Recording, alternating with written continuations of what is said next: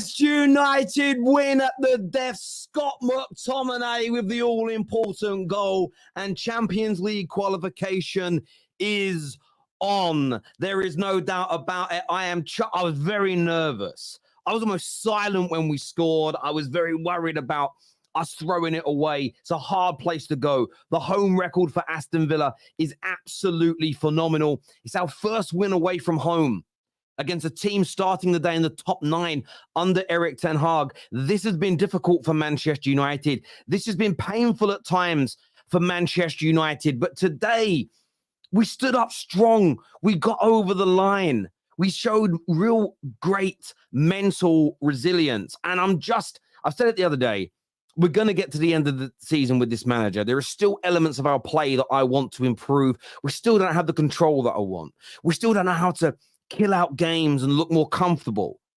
But we're not going to change the manager until the end of the campaign. So it's just game by game, week by week. I want to finish as high as possible. I want to win the FA Cup. And what a way to do it. And almost like normality has been resumed at Villa Park. It's our second home ground in many, many ways. And I'm proud of so many of the boys today. I really am, especially my guy, Rasmus Hoijlund. But I'm still on my feet. Loneliness can follow me around. It will not give up until we're done. God knows things could be better. Well, I'm trying to keep it together. I'm still waiting on a miracle. It's a banger of a song.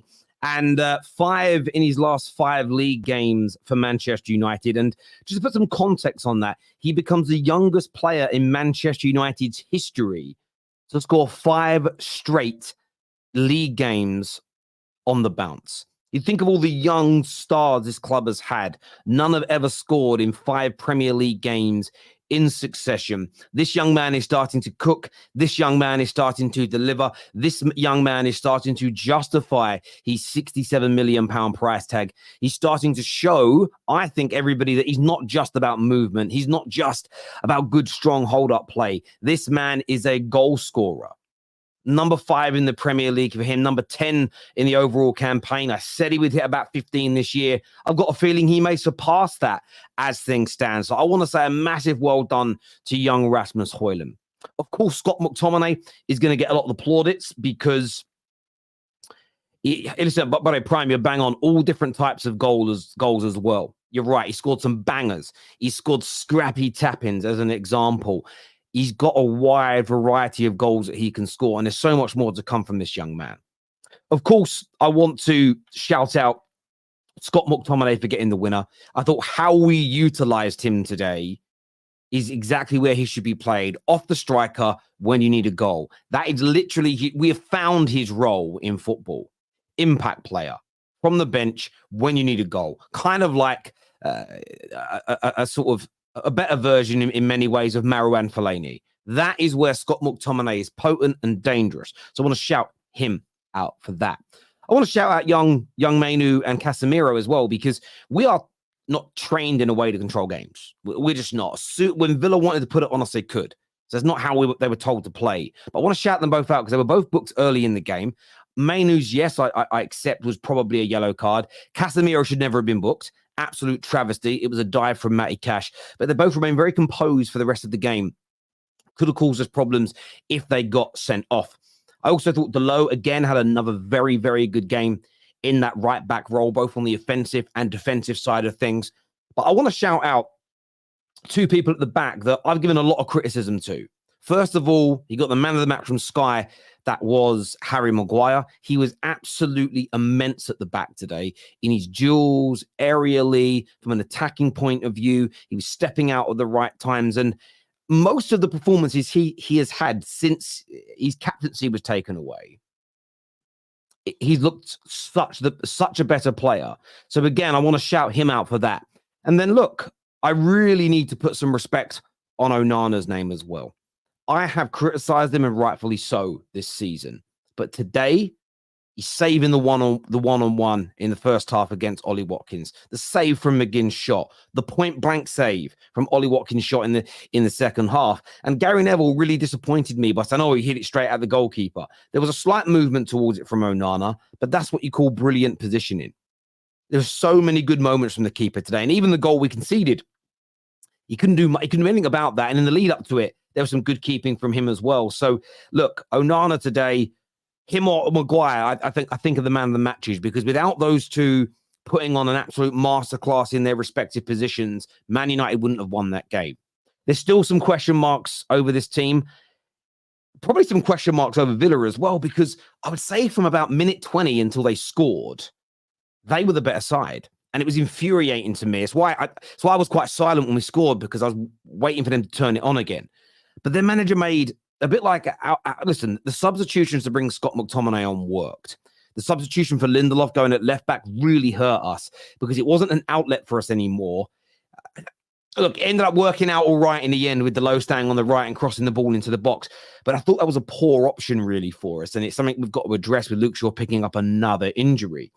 But I also look at the situation with, Aston Villa. And obviously they were on a good, have been on a good run of form and have been performing and doing things very, very well. And they were in the ascendancy in the game. And there's two substitutions they made when they took off Leon Bailey and when they took off, Kamara had to come up, but they took off Leon Bailey. And I almost felt like it's a poor move from their manager. And once they scored, they didn't try and win the game. They suddenly sat back and let us play football. Unless you're telling me the whole time we sat back and let them play football and tried to counter. Maybe that's more the argument. But either way, Man United need to be more aggressive and more assertive and try and hold that ball a hell of a lot more in that game than we did. I think Villa fans will be frustrated they took their foot off the gas. They did it at Old Trafford as well when they went 2-0 up. They didn't really come at Man United anymore, and they let us play football. And that's always dangerous. It really is. So I wasn't happy with Man United's inability to control large proportions of this game. But we have quality players in our team. We have finishers in our team. We're scoring goals again. And winning away at Aston Villa's ground, at Villa Park this season, it's been a very difficult place for everybody to go. Look what they did to Manchester City as an example. They beat Arsenal there. The two of the three teams fighting out for the Premier League title. So yeah, look, from my point of view, very, very impressed indeed with the Man United players and team today. I think that with the clinical nature of our team, when we had those opportunities, scoring late on, very happy with the defensive side of things from Maguire, wonderful saves from Onana, but we have to work on the way we play. And I think what epitomizes that the most for me is when you look at the way we passing out from the back and we're waiting for someone to press and we're delaying and slowing the game down. It's so frustrating. So that's why when we score and then we don't have possession, I look at it as a managerial issue, a tactical issue, because those things that the players are being told to do. I don't think that's within their natural psyche to do it. And I think we need to move the ball quicker. We have to look to play more through Mainoo. We have to look to maintain more possession. Because remember, if we've got the ball, they can't score. The general rule in football. But look, buzzing with the win. Champions League now. Look, there's still a lot of hope for the Premier League. The top 5 positions will lead to a place, especially if we have teams go far in all the different European competitions. But Man United now 6 points off 4th, 5 points off Aston Villa. And how important was that last-minute winner now for Tottenham, who would actually be sitting on 45 points had they not got it. But United now 3 wins on the bounce, 2024 certainly looking up. Still a lot of room for improvement. But I want to get your takes, views, and opinions. People, this here says damp squid from United, but 3 points is 3 points. Glad Rashford was taken off for McTominay. Need to do better to find those killer passes. I don't what damp squid. I don't know about that. I thought it was I don't know what neutrals thought of the game. I was nerves galore. I quite enjoyed it really. Now looking back, we warned people about Emery ball. Terry, can't fool me. Yeah, listen, Unai Emery is some people's king, bruv. There's some Arsenal fans that wanted Unai Emery back at Arsenal 2 months ago. Madness. Never have I shat so many bricks during a match. Yeah, I was the same. My brother said to me, why aren't you celebrating the goal? So I can't. I was happy, but I couldn't. I almost felt like if I do anything to create a butterfly effect, which leads to Aston Villa scoring, I can't do it. We take the W, but my God, that was an awful watch. I hear you there, bro. Put some respect on Onana's name. Already done that, my friend. He deserves huge credit today. And Hoijlund winding up Villa fans was funny. Listen, I'm going to say this as well. I like Douglas Luiz, but that celebration that Douglas Luiz did, again, football gods. The football gods got him. He did the whole, giving it the big one. Pride before the fall. Don't tempt fate. The football gods do not like, I don't know about everybody else's gods, but the football gods punish arrogance. They punish that type of celebration.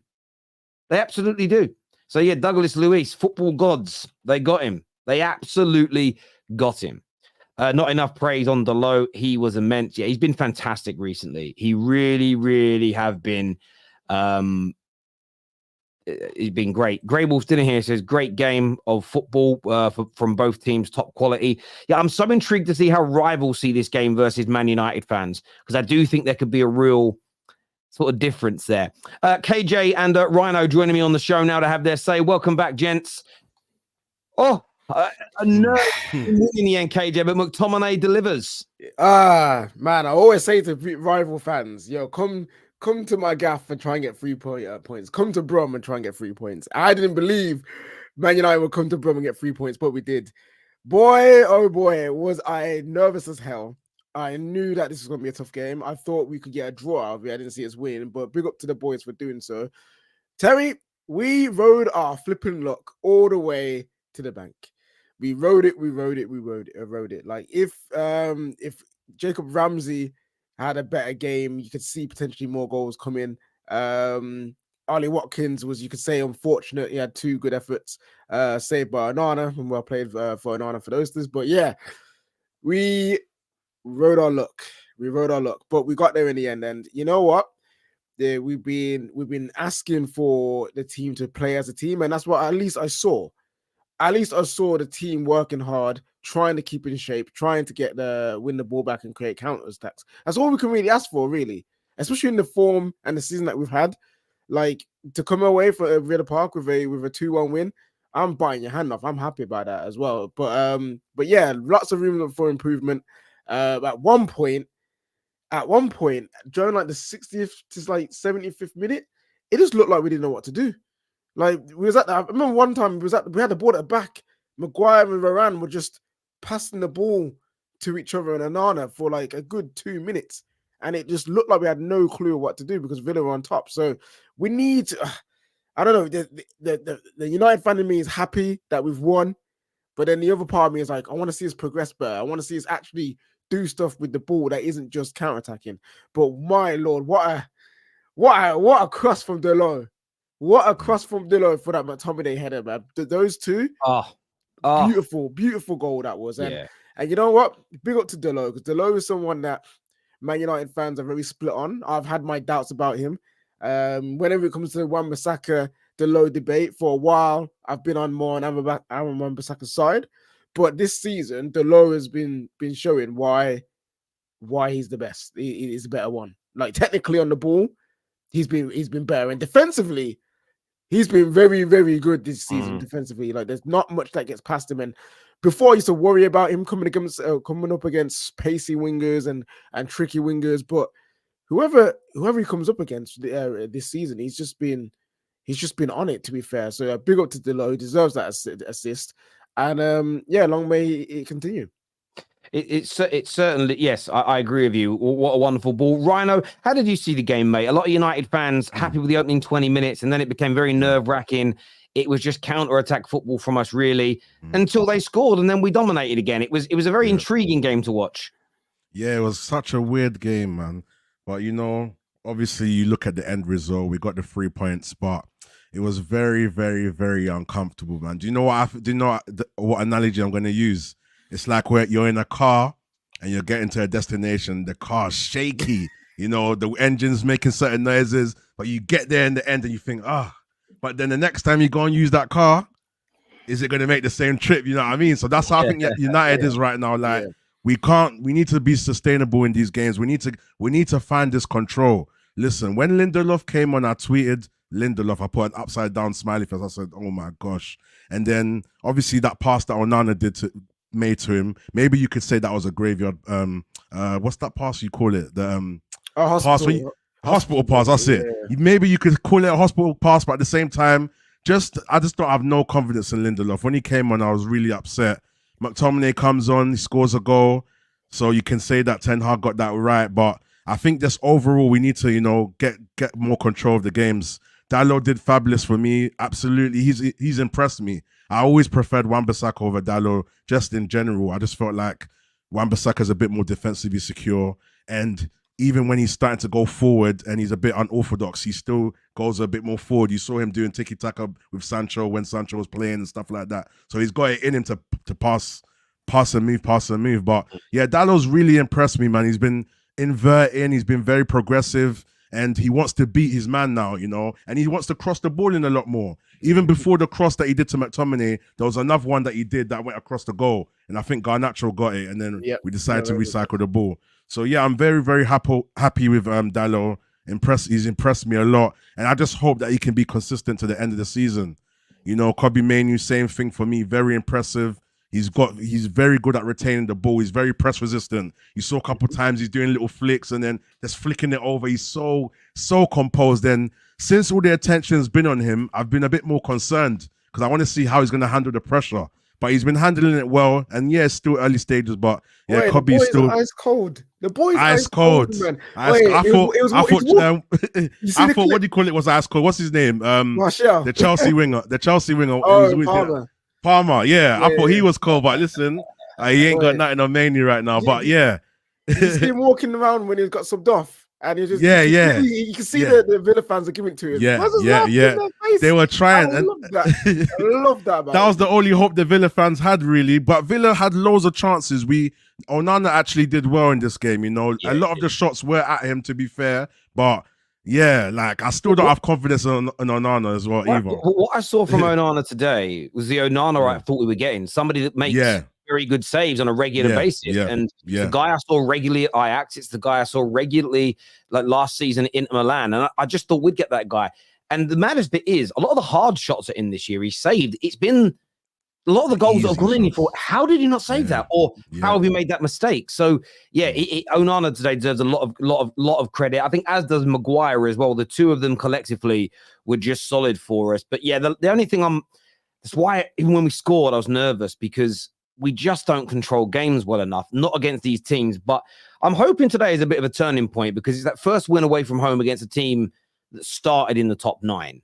To have not done that yet in 18, 19 months of the manager being here is crazy. Yeah. And you saw those nerves creeping in. So to get through that on this run is important. So Mo's here with us as a neutral to this. So what did you make of the game today, bro?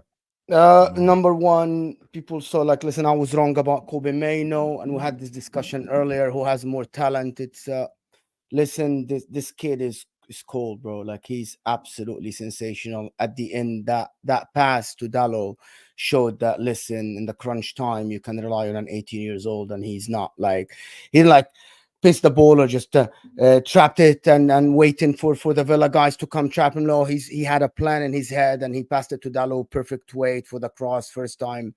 That's number one. Number two, when I was watching the game, yes, Aston Villa probably deserved more of the game. However, who expected Man United to go to Aston Villa and dominate it where Arsenal didn't and Manchester City didn't?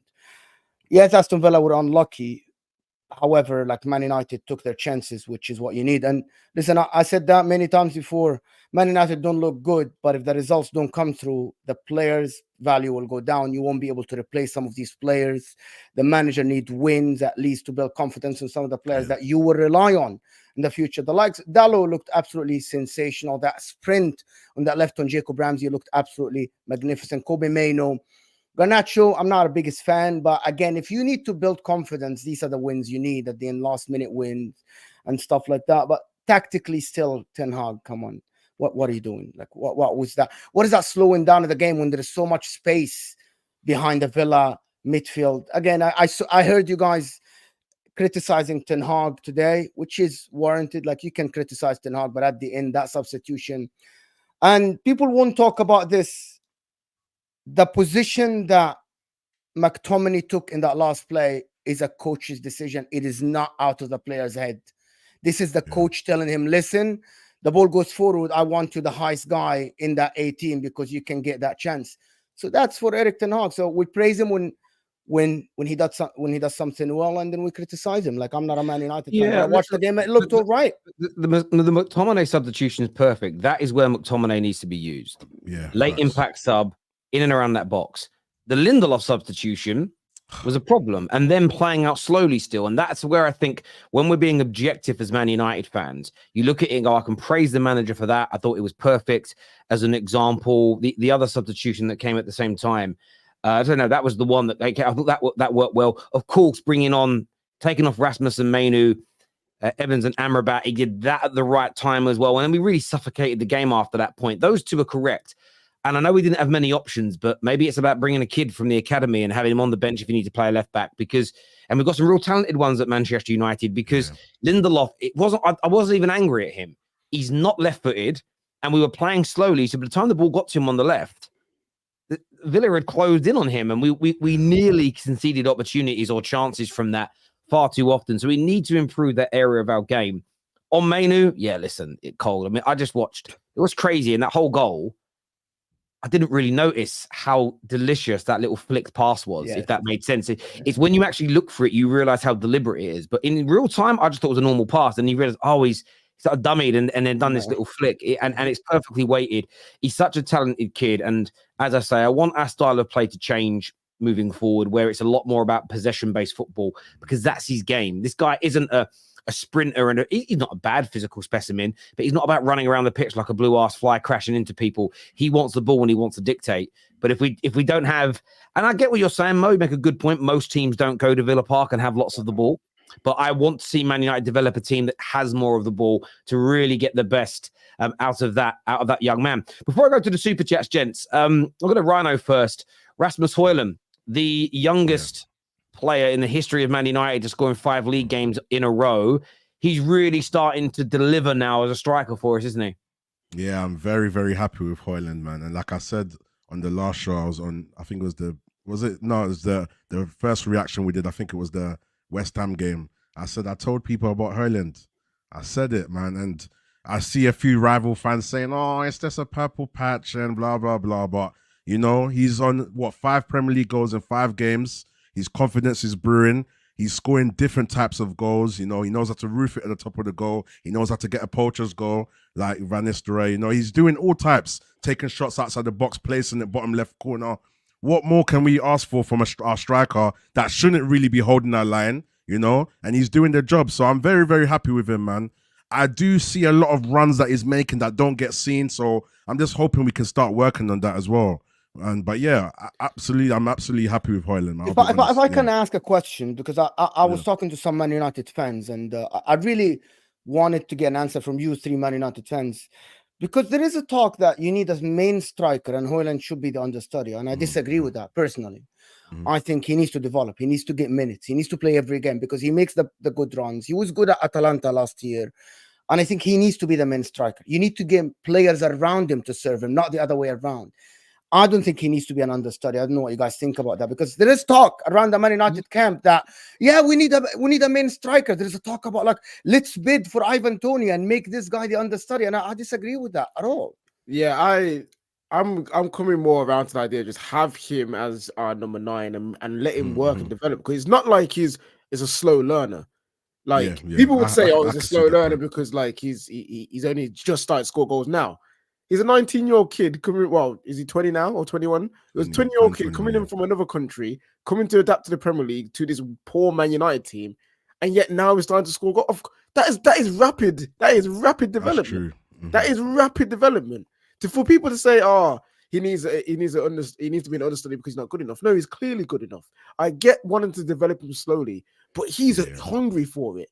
He's ready for it. He's physically built. Now, if he wasn't physically built for the Premier League, I'd say, bring someone in and then let him develop physically and then let him have his time in a year or two. But physically he's ready for it. You can see mentally he's up for it. So give the kid the time.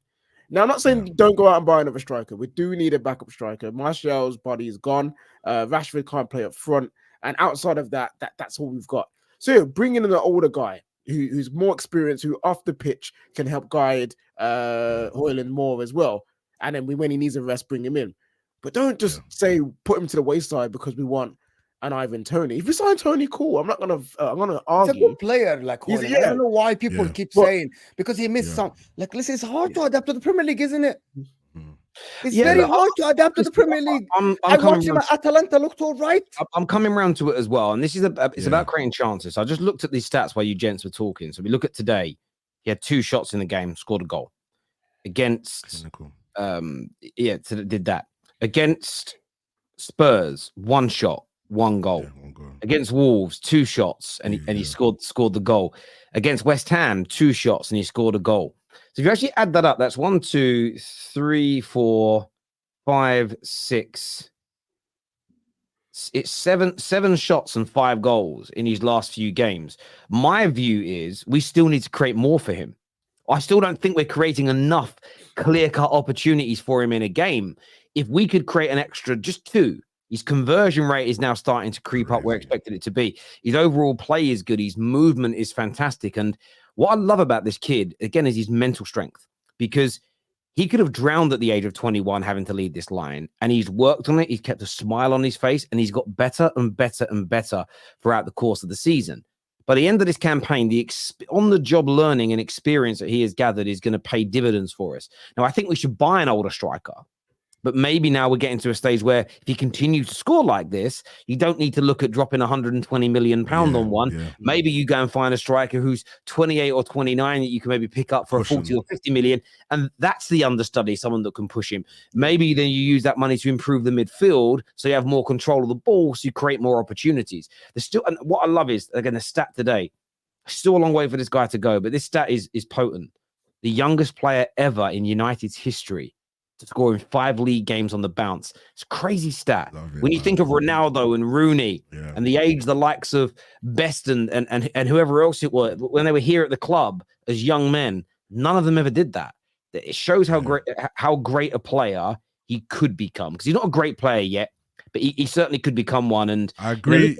Torres says, sorry to cut you off. No, I agree with everything that you guys said. I agree with. I've always had faith in Hoijlund as well, just to add context to where it's coming from. But it's more of a thing where if he does start going, like what you guys are saying is right. He's on a momentum. He's brewing as he's playing, so it's perfect for him to. He knows how to take the pressure. He's got the perfect mentality. So as he's playing more games and he keeps scoring, he can lead the line. Which is very true. My concern is if he does start going for a rough patch or he starts to lose form, we need someone there to cushion him. But it's true though. He's starting to change a lot of people's minds in terms of holding the line as a Manchester United striker. You So said yeah, something here that is interesting. He's going over a rough patch. We need somebody else.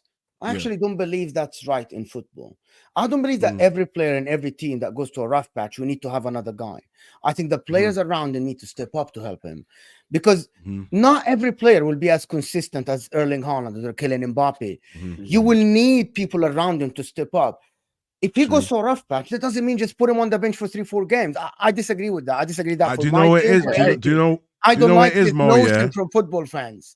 No, but do you know what it is, Mo? But my thing is, I use Rashford as an example. When Rashford was played through his form, it still didn't work. And he's much more experienced, you know what I mean? But Rhino, think about it. Mo's got a great point, because while Rashford's in a poor patch, who was doing anything?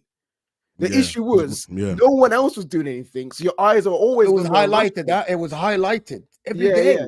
Yeah. Now, listen, I think there's a combination. I still think we need someone to help him. I agree with that element. And an example is, I'm just going to throw this name out there, someone like an Ollie Watkins, who is a good striker that can start some games beyond the. Again, I think Ivan Toney would be another great example, because I actually think Ivan Toney is the kind of footballer that could play alongside him. If you could find someone who's less injury prone, but a bit like a Gabriel Jesus, a striker of that ilk who's different, where some games you can play the two of them. There are other games where we say, right, you played 5 games in 2 weeks now, Rasmus. You're gonna sit on the bench for a bit. It's having that mixture, which is key, because he is 21. You don't want to burn him out, but he's got a little bit of Rooney about him as a young man. He's built like a fully grown man. Does that make sense? So he's not sort of slight and skinny and everything else. But I think we've got to get that combination right. But I'm just so happy for the lad, because for me, I thought the criticism he was getting, even the way certain Man United fans were turning on him, I could see a player in there. I thought we all could. And the Champions League form was demonstrating that. And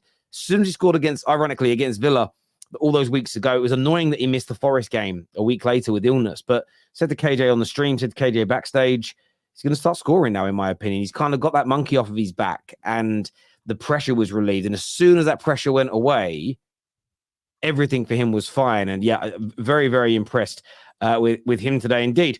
I'm going to go to some of these super chats here. Man like Original Base Annie says, big up KJ, good luck next month. Hashtag Midnight Vibes FC. Yeah. Appreciate you, Annie. Thank you. Football is vibes. Just believe and play honest. Thank you, Mr. Thomas.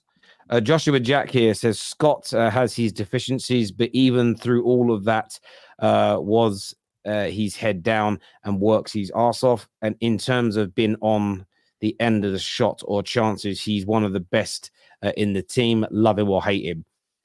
Do you know what? Scott McTominay goes into a category for me with Jesse Lingard and a few others who are not good enough to play week in, week out for Man United as a star. But if they were 15, 20 years older and were part of the Fergie regime, they'd have been loved like a John O'Shea. They'd have been loved like a Darren Fletcher, loved like a Jasper Blomqvist in 1999. Not top-class players, but just a good member of the squad. Our problem is our recruitment was so bad. We've gone through large periods of the last 10 years relying on people like Scott McTominay to be the man. And he isn't the man who's going to lead you to titles. He's a very good rotational fringe player to have within a squad. And he has a skill set that it shouldn't have taken, by the way, this long to unearth. But of course it's taken this long because you go through 4 different managers, 5 different managers with different outlooks of football, different styles of football, a club that's not uniform in its approach.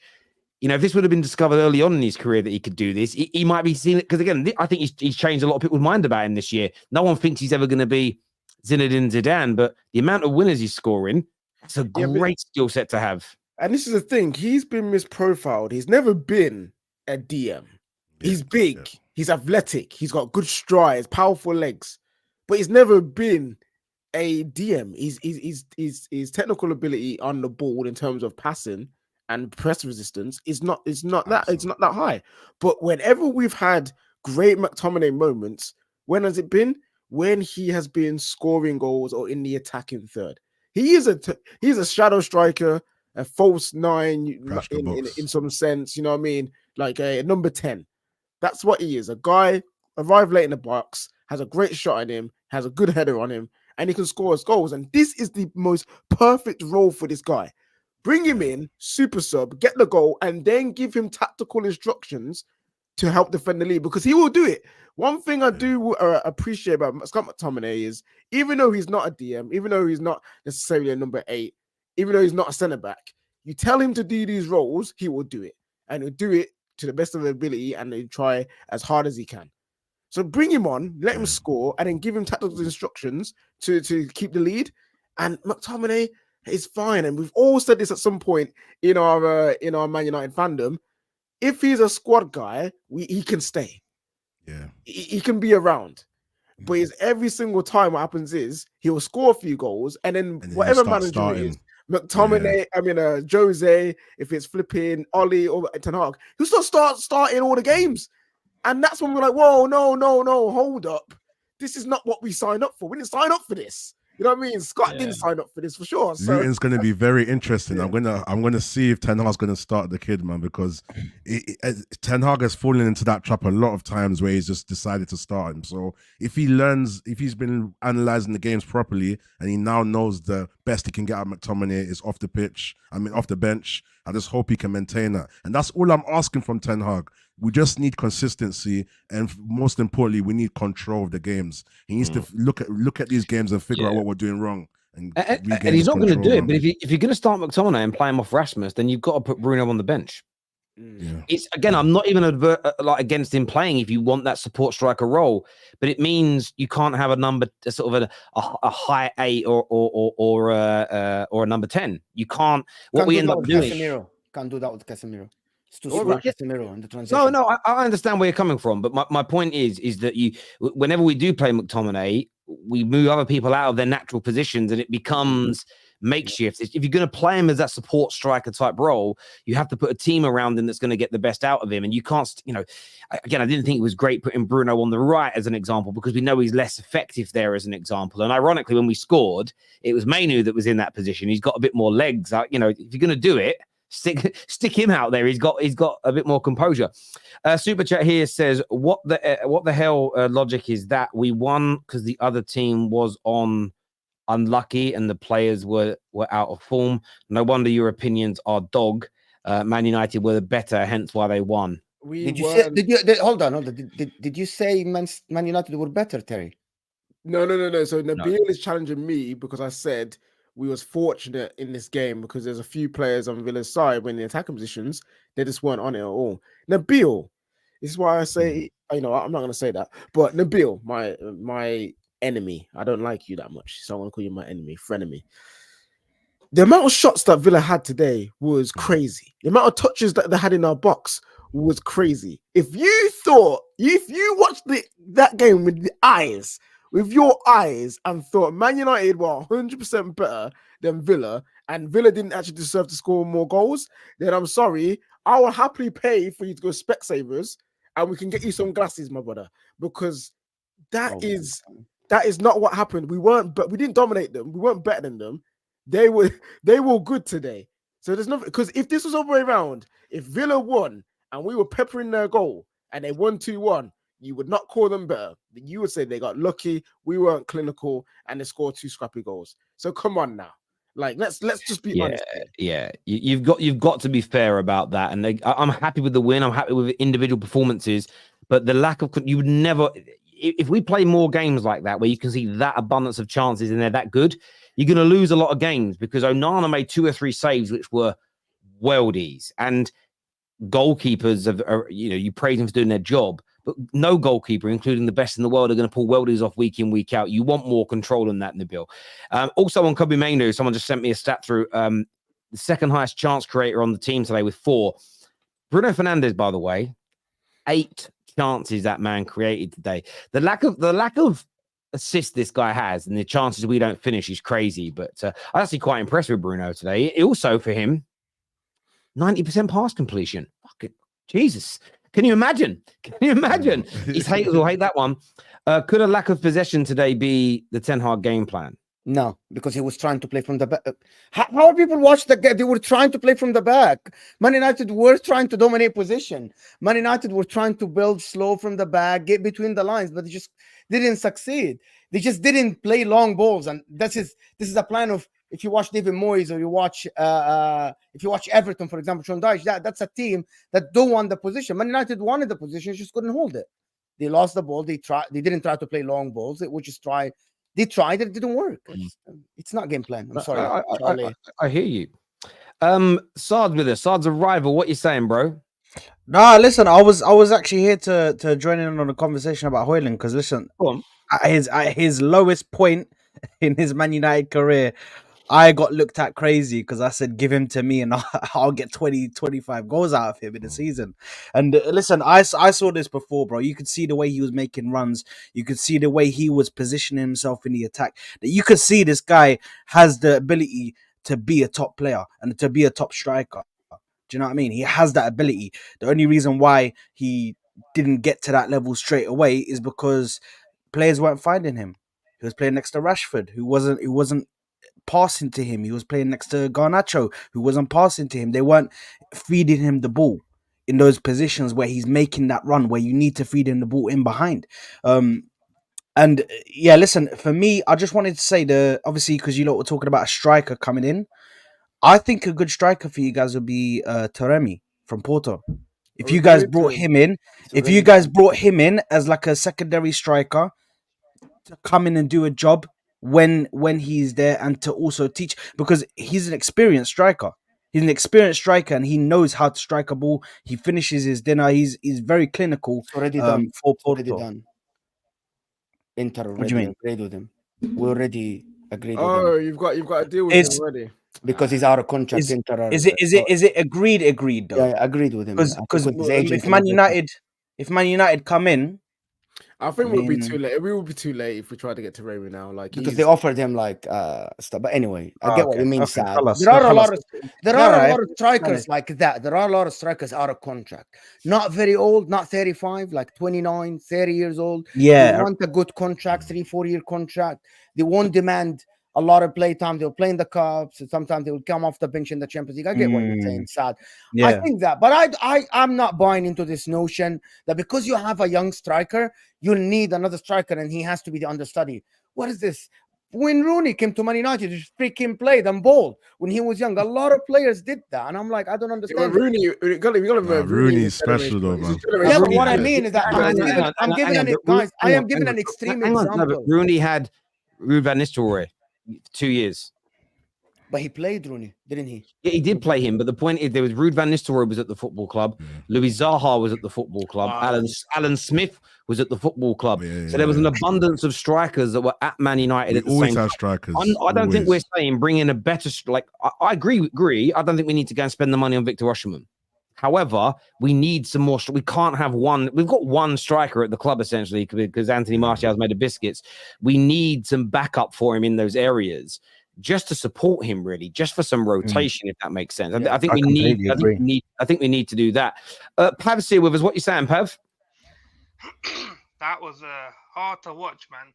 It was basically squeaky bum time after 20 minutes. That's what it was. And people keep telling me, like, give this manager time. He's building something. I'll tell you what he's building. This guy's building feces. That's what he's building on the pitch, nothing but feces. There's nothing that this guy's building. He's been there for what, 18 months? Just over 18 months, and there's still no style of play. I'm sick and tired of watching us getting pammed, whether it's Wigan, whether it's Newport, Luton at home. Like, when are we going to start controlling the games? Like, we've had a couple of good games. We all get gassed up. The following game, rubbish again. Like, I'm surprised we won this game. Like, when McTominay come and scored that goal, I was happy, but I didn't jump for joy because I was just thinking in my head, nah, Villa can still score. The problem is we can go out there, score 4 goals, like against anyone, but the opposition could score 4 goals against us. That's the problem with Man United. Yeah, but we got the win. You guys talking about top 4? I don't know. I don't think. Well, you can't stack him, bro, if he's winning games, right? You can't just listen. I said that Eric Ten Hag shouldn't. Everyone's replaceable. Yeah. But if he's winning games, on what? Okay, yeah, I get what you're saying. There is no the style of play. But on what basis you will go to the guy and tell him, hey, you're out of the door now? What basis? The guy's winning games. When he lose games, yes. But is he winning games? How can he gonna go to the guy and tell him, oh, you're out of the door? The Champions League was embarrassing. We finished 4th in the Champions League. The man's coming out with quotes in press conferences. Every game's a final. Why didn't you tell your players that when we were playing in the Champions League or at the start of the season? Why didn't you tell them that when we're getting pammed up at the start of the season again? Why didn't you tell them at the start of the season every game's a final? Why are you telling the players now when we're out of 2 competitions, lost to Newcastle C team, got embarrassed by Copenhagen, got embarrassed by Galatasaray, Bayern Munich? Why are you telling the players now? The only reason we're playing that well now, we're getting the results because Casemiro's come back. When Casemiro wasn't there, we were rubbish. When Lisandro Martinez wasn't there, we were rubbish. But he can't keep getting the same excuses.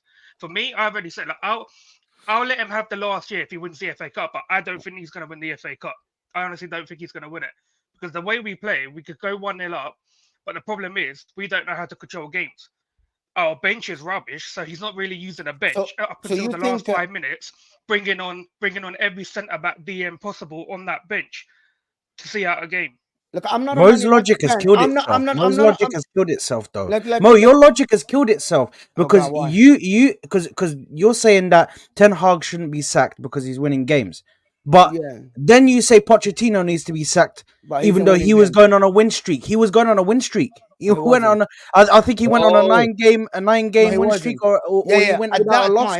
Without a loss, I never said that. So let me ask you straight questions so people understand the logic. So my friend here said sack him.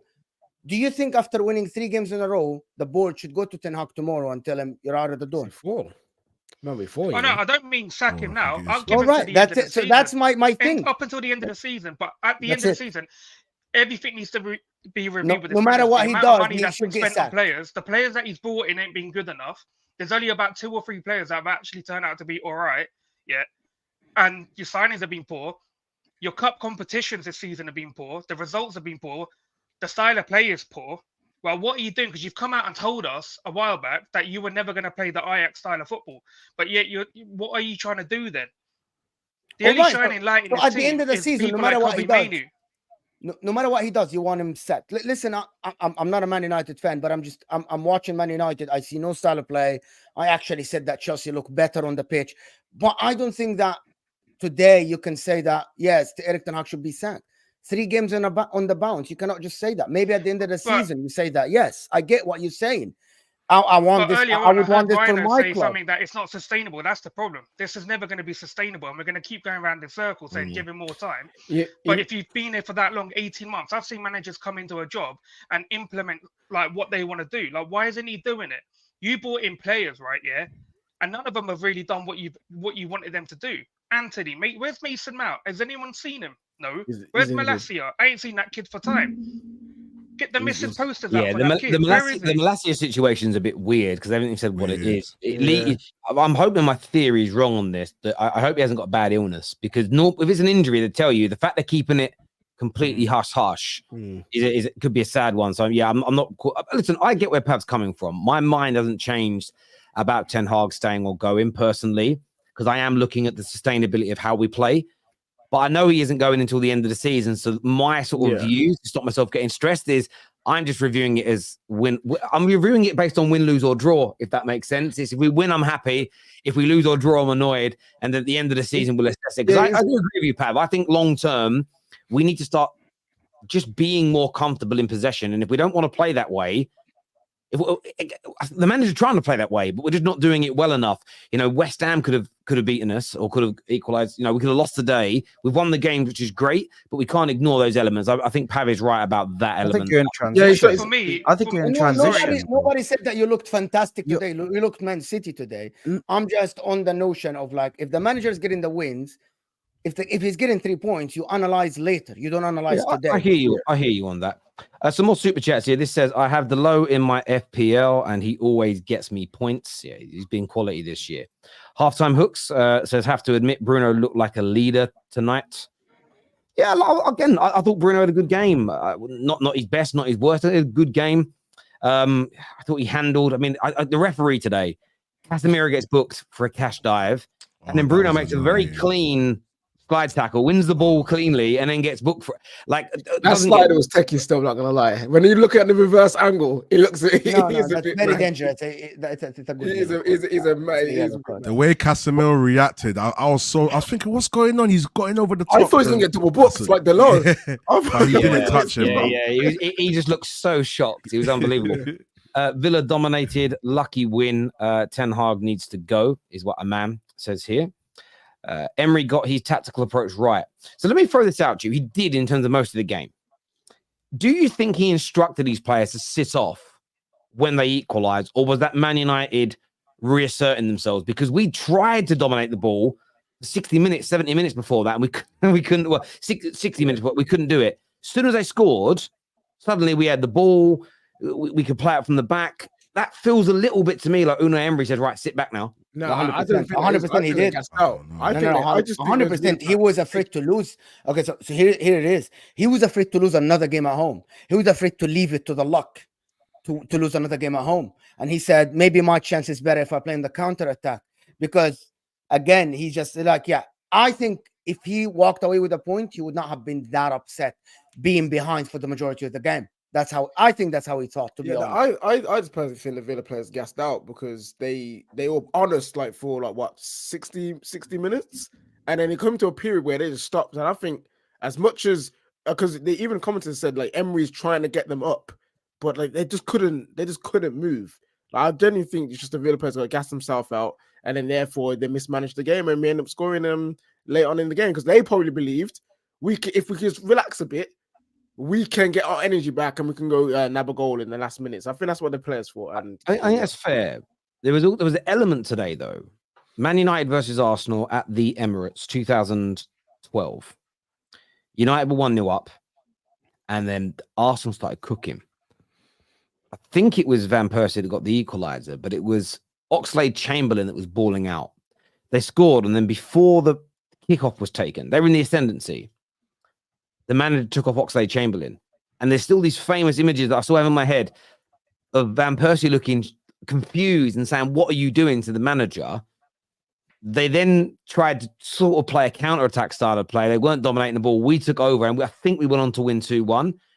And I remember just watching it in real time. You're laughing in real time as a Man United fan, but you're going, why would you change anything when you were battering us at your ground and you're taking off the guy? And I felt a little bit like that from Villa today. They were in the ascendancy. They scored, and it was like they stopped. I thought to myself, thank God for that. But that's why Unai Emery, for me, that for me is why he ain't right for the elite end clubs, because it's days like today. Because you know, if that was like a proper world-class manager, they go on to win that match when you've got the momentum going with you like that, I think. But there we go. Yeah. It's the central defense that can't pass out from the back. Should one priority be this should be priority number one. Yeah. Lindelof, we need a left back. You can't go forward with Luke Shaw like this. He's injured again, isn't he? No, he's not injured. He's not injured more than Martial. He's got a that guy. If Ten Hag said it's quotes just come out. He said it's precaution, but the fact that they because he said they know the history of Luke Shaw, but that's the issue. Because they know the history of Luke Shaw, even a precaution now becomes a game changing moment. See you later, Saad. Because you can't trust him to stay fit or carry on, even if there's a little twinge in his leg. Like that's the problem with Shaw. So yeah, we do need tactics again. Tactics. Tactics. Yeah. Tactics. He did the tactics again thing. Tactics. Yeah, we did win that game 2-1. It was Danny Welbeck that went on to win it. I'd have to go and check. I thought my memory's pretty good on that. Just gonna throw this out there before I go, because I gotta go. Mainoo looked like a talent, and I said that it looked better than Enzo Fernandez. It's facts. I'm just gonna throw this out there. Everyone talking about Douglas Luiz's slick passing to find Watkins on the 13, 14 different occasions. Mainoo was alone, and the gap was massive. Yeah, I mean, that was one of the other elements today. They kept on finding players in the pocket, and there was no tactical adjustment from us to solve that. It was frustrating me because it was so obvious for us all to see. Hoijlund is the type of striker Arsenal need. I agree, and I'm glad we got him. It's up to Barada and the new director of football if Eric is sacked. Of course it is, but fans can express their opinions. Yeah, I think they will. Personally, I don't think anyone of a football nature, especially one that coming from City, can look at this and be like, "Yo, this guy, he's the guy." I don't think anyone can. And you got eyes. I genuinely believe end this season he gets moved on and we get a new coach. I don't know who that coach will be. Maybe anything he does for you to warrant him to stay? No. I think I personally believe, and again, it's not because I don't think he's a good coach. I think there's a brilliant coach in there. I just think it's gone wrong time, wrong club, unfortunately, for this guy. I think that because of the way that the team is built, he's not trying to turn it around, and we need someone to try and turn it around. Yeah, the only way, if we started dominating games like today regularly between now and the end of the season, won the FA Cup, there's a chance. But this year from Jay though says, Pav, this still cheap sket owner, and Villa dominated Man City and Arsenal. We are shit compared to them. What does that mean? I don't quite know. It starts off like he's calling you. It starts off like he's calling you out, and then it sounds like he's agreeing with you at the end. Thank you, Jay. Why do Man United fans slag McTominay off? He is literally your only player who stands up and is counted. Staffy in the mud. Do you know what it is? It's like we said. Sometimes we have a habit of doing this as people. We take it out on the player and not how they're being used. And McTominay, the role he was using today, perfection. But it's when we starting him as in a DM role, and he's got to try and control the midfield, and he looks awful. It makes people angry. But you are right; it should be on the managers for picking him, Paul. I gotta go. Cheers, Mo. Don't think the new leadership will give the freedom to build and set up the team in his Ajax model. No, because he's been given the freedom now when he's chosen not to. Like they've said to him, "Do what you want." And I also agree. I think it's all going to depend upon how we want to play football And can he do that? And it needs to be a club plan. Absolutely. Look, I want to thank everyone that has tuned into the show today. I really appreciate it. All of the super chatters, everybody who's hit the like button. Thank you. Congratulations to McTominay and Rasmus Hoijlund for getting those winning goals today. Rhino, Pav, KJ, and all the other guests today. Thank you very, very much indeed. Until next time, take care. Goodbye. God bless. And I'll see you all again soon. Peace. But I'm still on my feet. Low